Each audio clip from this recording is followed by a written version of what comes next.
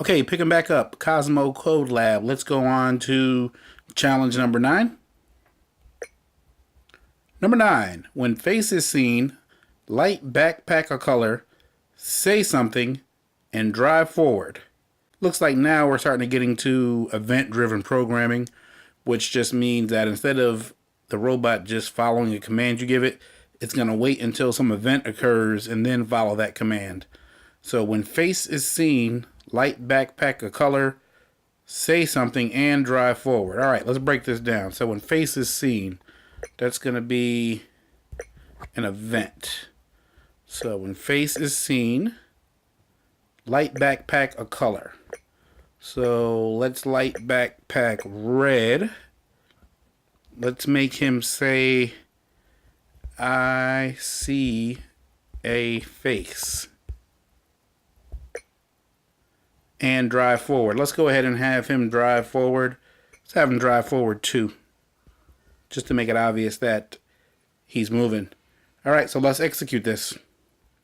I see a face.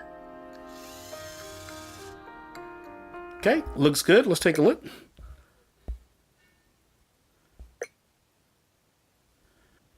Okay, so this looks pretty much what it seems we have, except for they went for yellow and they went forward 3. Same thing, looking good. Okay, so we're at challenge number 10. Light backpack a mystery color forever in a loop. Okay, so this is a good one here because you got a couple things going on here. Number 1, they're going to introduce the idea of random. Well, there really is nothing ever random in the computer, but we're going to simulate something random happening, and we're going to put that in a loop. Not just a counter-controlled loop, which is a loop that's controlled a certain number of times, for example, 1, 2, 3, 4, but a forever loop. So we'll put this together into 2 pieces. So first of all, we know we're going to need a loop. We're going to need a forever loop. So you're going to go to the control structures here. That's your loop, which basically is a forever loop, an indefinite loop. And it looks like now they want you to do a light backpack random color. So under the light backpack, let's pick the question mark here for random, and then we can just drag that right inside there. So now you have light backpack forever in a random loop. So let's execute this, and we should see it cycle through all the different light colors it has.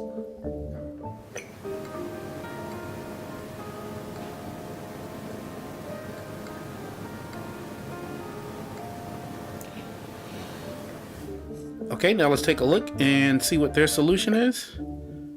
Okay, very good, we got it.